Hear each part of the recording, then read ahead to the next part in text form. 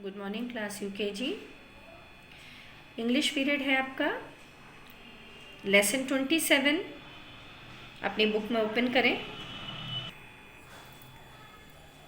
Lesson 27 use of these those chapter है आपका। These और दोज यूज़ करना यहाँ पे बता रहे हैं बुक में, लेकिन उससे पहले हम नोटबुक में आपको दीज दोज कैसे यूज़ करना है सेंटेंस में, इसको हम आपको क्लियर कर देते हैं, पहले समझा देते हैं। तो यहाँ हमने अपनी नोटबुक में लेसन 27 और डेट मेंशन कर लीजिएगा आप लोग, जिस डेट में आप वर्क कर रहे हैं। हेडिंग मैंने यहाँ डाली है दिस, THIS, दिस अंडरलाइन किया। अब यहाँ पे हमने लिखा है इसकी, this is use to mean something और someone that is near you और that you are pointing to. इसका मतलब ये है कि दिस का वर्ड, दिस वर्ड जो है उसका मीनिंग ये है कि कोई चीज़ अगर एक है, आपके करीब है, आप उसको पॉइंटिंग कर सकते हैं। पॉइंटिंग्स मतलब जैसे मैं पेंसिल रख करके यहाँ पे आपको बता रही हूँ ना कि ये कॉपी में लिख करके, तो ये मैंने पॉइंट किया। अब तो ये सिंगुलर के साथ यूज़ होगा दिस, इस चीज़ का भी ध्यान देंगे। और साथ में ये भी ध्यान रखेंगे हम कि दिस वर्ड जो है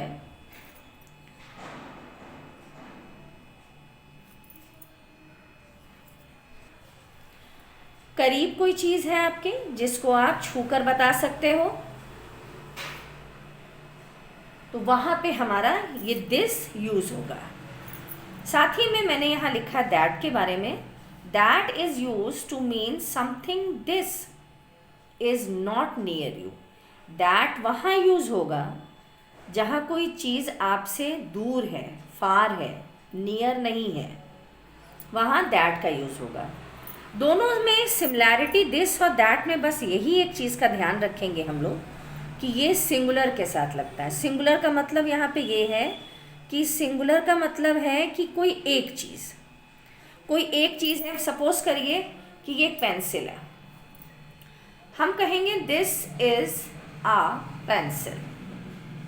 ठीक, दिस का वर्ड, दिस वर्ड मैंने इसलिए यूज़ किया क्योंकि ये मैं हाथ में ले ली, इसको मैंने उठा लिया, मेरे पास थी, इसलिए कोई चीज़ दूर है, मेरा वहाँ तक हाथ नहीं जा रहा है।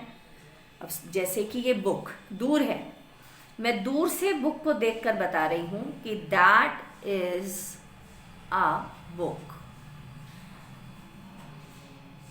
दूर है, बस मैंने बताया, उसको छुआ नहीं है, मैंने हाथ नहीं रख पाई हूँ, वो मुझसे दूर है। दूर की चीज़ के साथ दैट लगेगा, पास की चीज़ के साथ दिस लगेगा, और दिस और दैट वहाँ लगेंगे जहाँ कोई चीज़ सिंगुलर है, एक चीज़ के साथ दिस और दैट का यूज़ होगा। आप पेज टर्न करेंगे, नेक्स्ट पेज पे मैंने कुछ पॉइंट लिखा है, यहाँ मैं आपको बता रही हूँ दीज और दोज कैसे यूज़ होंगे। These those are the plural form of this that are and behave in the same way. Meaning ये कि दीज और दोज जो हैं वो प्लूरल फॉर्म के साथ लगते हैं। अब प्लूरल का मतलब क्या है? जहाँ ज़्यादा हो, 2, 3, 4, कोई भी चीज़ है। जैसे मैंने कहा दिस और दैट वहाँ लगते हैं जहाँ सिंगुलर हो, कोई एक चीज़ है, और दीज और दोज वहाँ लगेंगे जहाँ ज़्यादा चीज़ें हैं, 2, 3, 4 चीज़ें आ गई तो दीज और दोज लगेगा। अब ज़्यादा चीज़ें हैं, एक नहीं है, तो दिस नहीं लगेगा, दीज लग जाएगा।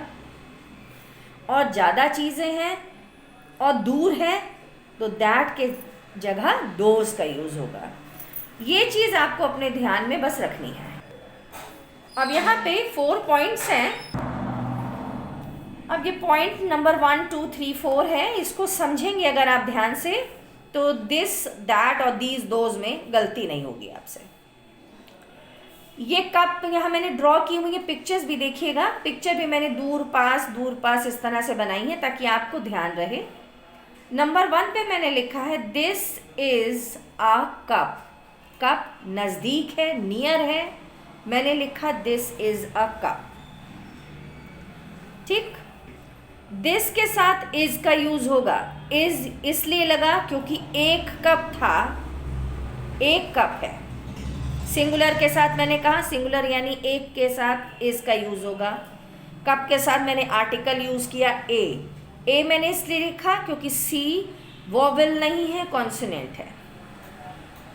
That is a kite, that का यूज़ मैंने क्यों किया, पतंग दूर है, फार मीन्स दूर है आपसे, आप जाकर उसको हवा में उठा नहीं सकते, ले नहीं सकते, दूर है आपसे, कोई चीज़ दूर खड़ी है, बस आप बता रहे हैं कि that is a kite. That का यूज़ क्यों हुआ, क्योंकि काइट दूर है। इज़ का यूज़ इसलिए हुआ क्योंकि सिंगुलर है। काइट एक है। इसलिए लगा क्योंकि के वॉवल नहीं है। 2 पॉइंट्स आप ध्यान से समझ लीजिए।